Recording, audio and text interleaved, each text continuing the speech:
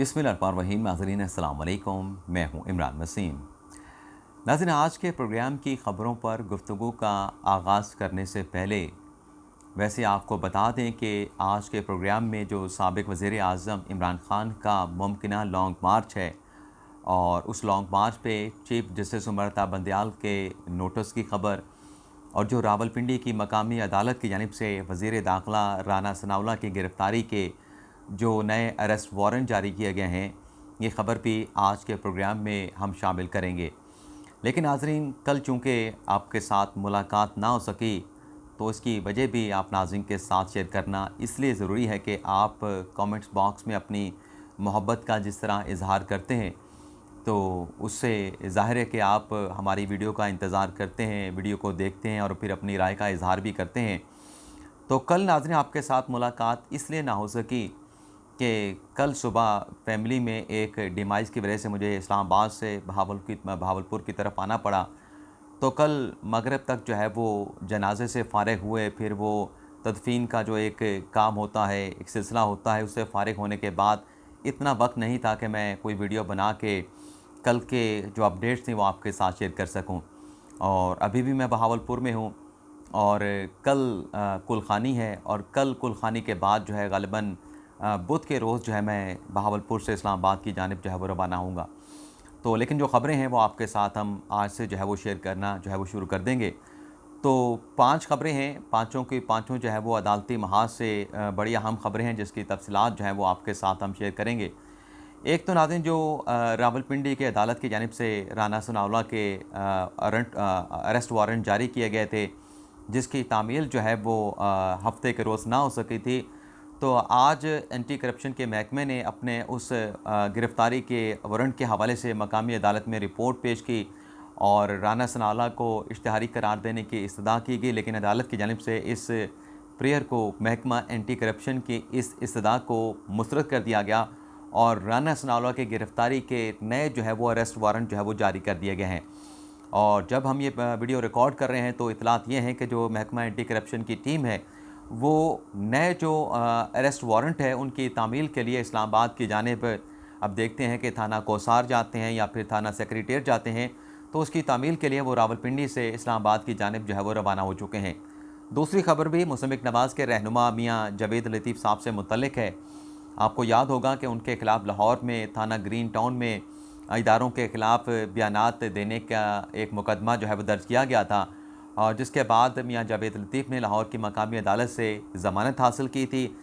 तो उस ज़मानत की कैंसिलेशन के लिए अब हुकूमत पंजाब ने लाहौर हाई कोर्ट से रजू कर लिया है और प्रोसिक्यूटर जनरल के ज़रिए मियाँ जावेद लतीफ़ की ज़मानत की कैंसिलेशन यानी मनसूखी के लिए लाहौर हाई कोर्ट में जो दरख्वास्त दायर की गई है, उस दरख्वास्त को नाज़रीन 18 अक्टूबर को लाहौर हाई कोर्ट की जानिब से समाअत के लिए मुकर्रर कर लिया गया है।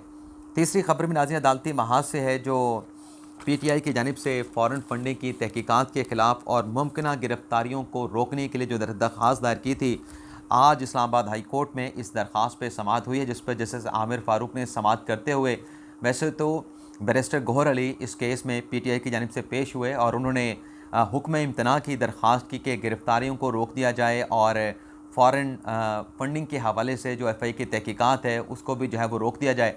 लेकिन अदालत ने इस इस्तदा को जो है वो मुस्तरद कर दिया और एफआई को कहा कि आप कानून के मुताबिक जो है अपनी कार्रवाई जारी रखें और 19 अक्टूबर के लिए एफआईए को इस केस में जो है वो नोटिस कर दिया गया है कि ये जो पीटीआई की दरख्वास्त है इस पर 19 अक्टूबर को तहरीरी जवाब या अपना मौक़िफ़ जो है एफआईए अदालत के सामने पेश करे। इस समाअत में नाज़रीन जब मतलब बाकायदा अदालती कार्रवाई का आगाज़ हुआ, बैरिस्टर गौहर अली पीटीआई की जानिब से पेश हुए, तो जज साहब ने उनसे ये पूछा कि क्या ये उसी नौइयत का मुकदमा नहीं जो इससे पहले इस्लामाबाद हाई कोर्ट में ज़ेर इल्तवा है और 19 अक्टूबर को समाअत के लिए भी मुकर्रर है।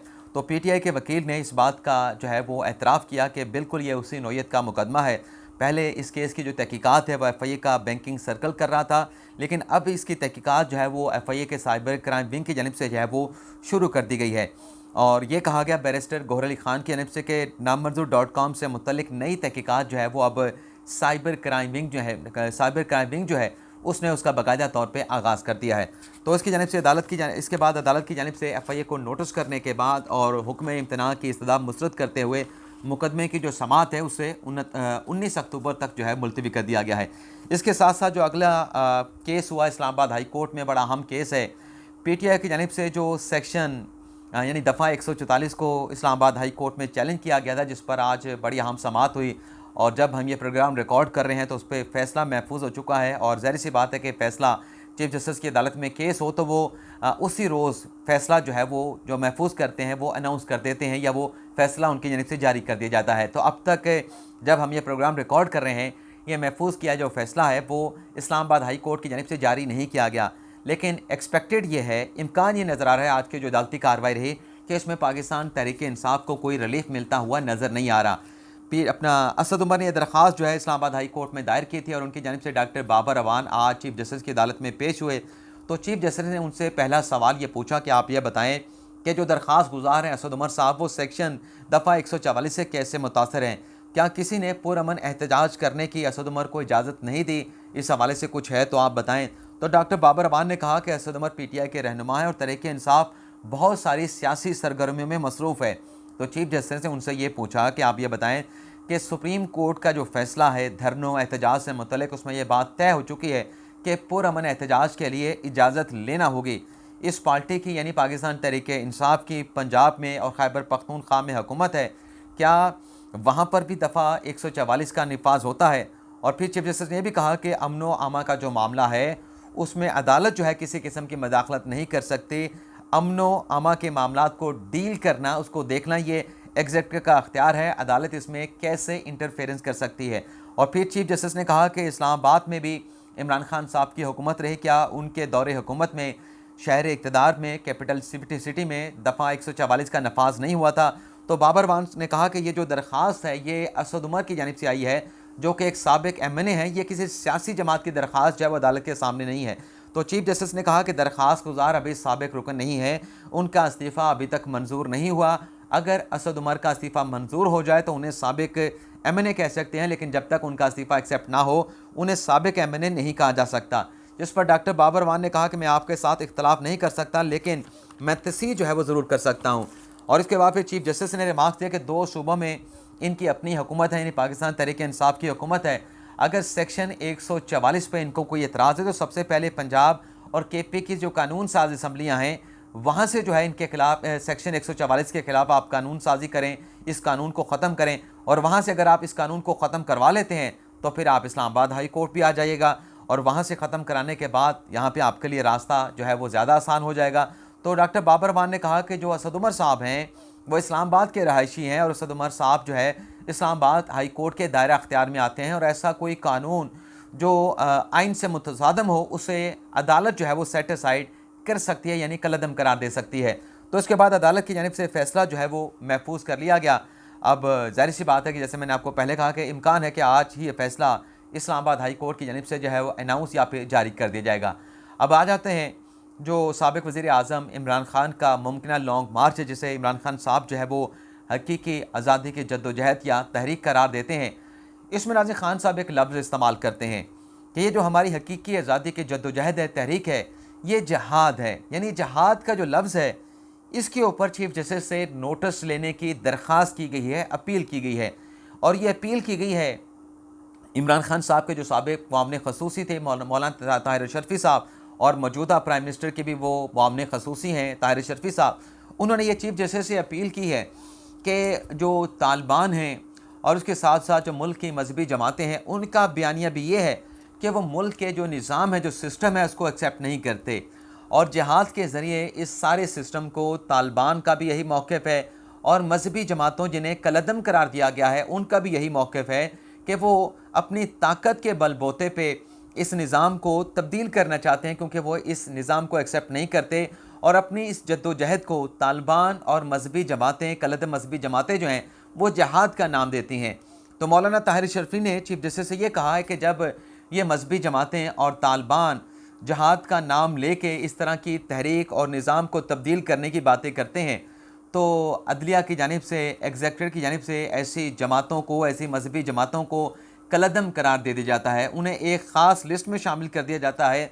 तो उन्हें तो सियासत करने की इजाज़त नहीं, उन्हें तो कलअदम करार दे दिया जाता है। तो ये जो इमरान खान साहब अपने जलसों में हकीकी आज़ादी की जद्दोजहद को जो जहाद का नाम दे रहे हैं, तो इनमें और मजहबी जमातों के नैरेटिव में और तालिबान के मौक़िफ़ में क्या फ़र्क है। वो भी इसी जद्दोजहद की बात करते हैं, वो भी इसी तहरीक की बात करते हैं, वो भी निज़ाम को नहीं मानते, वो भी कहते हैं कि जहाद के ज़रिए हमने इस निज़ाम को तब्दील करना है। तो इमरान खान भी वही बात कर रहा है, लेकिन जो कानून का मसावी इतलाक़ है वो नहीं हमें देखा जा रहा। और मौलाना ताहिर शरफ़ी ने कहा कि जो बातें इमरान खान साहब कर रहे हैं उस पर तो जो मजहबी जमातें हैं उन्हें तो कलअदम करार दे दिया गया। तो इमरान खान को ऐसी बातें करने की इजाज़त क्यों दी जा रही है। इस मामले पे चीफ जस्टिस उमर बंदियाल, जो कि पाकिस्तान की सबसे बड़ी अदालत के चीफ जस्टिस हैं, सबसे बड़े मुंसफ़ हैं, उनसे हम अपील करते हैं कि वो इस मामले का नोटिस लें और फैसला करें कि क्या इमरान खान साहब को यह बयानिया कहना चाहिए, इसका बयानिया बनाना चाहिए।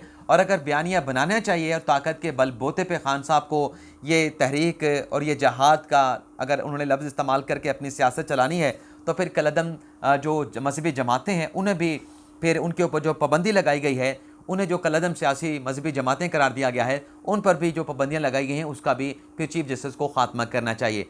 तो ये नाज़रीन आज का हमारा वीलॉग, आपसे इजाज़त चाहेंगे।